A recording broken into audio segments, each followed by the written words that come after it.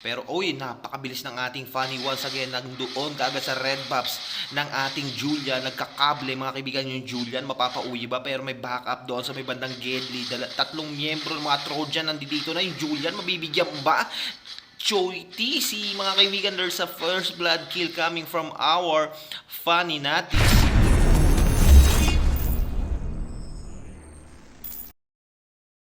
Pero dito, tatlo sa mga miyembro ng mga Upper Moon nagsisimula na 4v3 situation, ladies and gentlemen. Yung ating Minotaur magdadabog ba with the chain, pero yung Raging Sandstorm mga kaibigan, Min1 Fury, tumalbog yung tatlo, stylish yung fall down, pero ito medyo naipit dito yung Carmilla, yung Fanny, nandoon na for the backup mga kaibigan, pero yung Eve medyo namumulado, hinahabol siya, makakawala pa siya, pero eto Choi TC will get that kill, ladies and gentlemen. Okay, so yung Bruno, mahuhuli ba? Tingnan natin, pero sa may bandang likod, ayun na yung Fanny with the cable, ladies and gentlemen, pero namulachi, yung chain hindi tumama. Eto na yung ating Carmilla with the course of blood, with the real world manipulation, nagpapasa-pasa yung mga damage yung ating Layla nasa backline, pero eto medyo mahuhuli nga lang dito, yung Julian bumagsak dito, at nagdabog na Minotaur, nakapag-flicker out nga lang dito yung ating Bruno, tumatakbo, hinabol siya dito ng Minotaur with the flicker in, mga kaibigan, bagsak dito, si Bruno Mars, isusunod pa, yung Carmilla medyo namumulado, pero pinasok hanggang tower, hindi nga lang siya aabot, Donald Trump will fall down,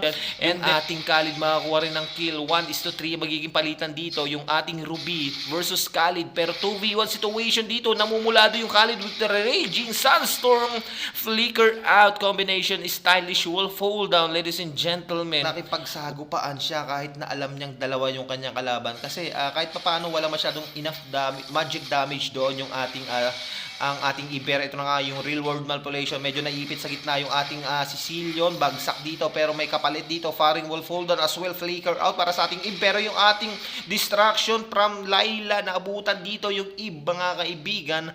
2:1 magiging palitan dito, and for the side of our Upper Moon ay magpagkakataon silang kumuha rito ng turtle, pero ito nahuhuli yung ating Fanny, nabagsakan, nadabugan, Miss Eliza will fall down, ito na nga po papasok yung Carmilla with the course of blood, ladies and gentlemen, pero apat yung kanyang sinalubo, real world manipulation, medyo naipit nga lang dito, yung ating Fanny ay itutumba kahit sa tore pa, pero yung ating Layla magiging kapalit dito, ang mga kaibigan, si Kiki, yung ating Eve ay bumagsak din, 2:1 magiging palitan dito, namatay nga lang dito yung ating Layla, pero dalawa naman ang naging kapalit para sa side ng ating mga Trojan Hunter. Yung ating Fanny pinasok dito.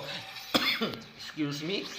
Naubo tayo, pero yun na nga po, imbis na makakuha siya ng blue buffs doon, umalis na lang siya, and then mukhang gusto na lang nilang kumuha rito ng inhibitor tower at the top lane, pero medyo mapapa-out sila rito at mapapa-disengage dahil may magdidepensa. Uy, mahuhuli ba yung Fanny? Nandoon si Ruby with that I'm offended mga kaibigan, makakahuli ba ng kamatayan? Ito na nga po, hinabol with the chain, and Miss Eliza will fall down, ladies and gentlemen.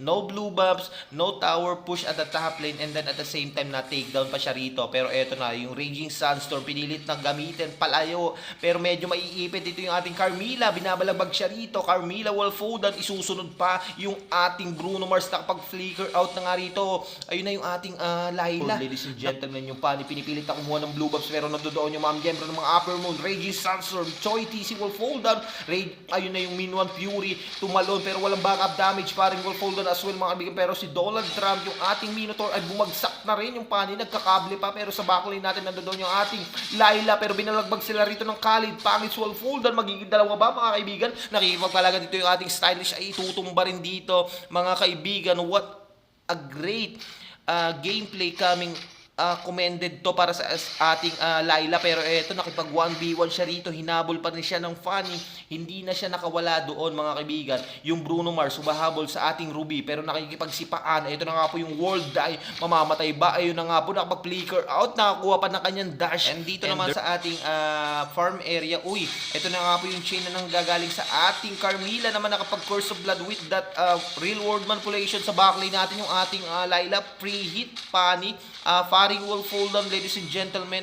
Dalawa ang bumagsak sa mga Trojan Hunter, habang 5 pa ang natitira sa ating mga Upper Moon 1.0. And then, tingnan natin kung mabibait ba sila rito at papasok yung ating mga Trojan Hunter. Minotaur.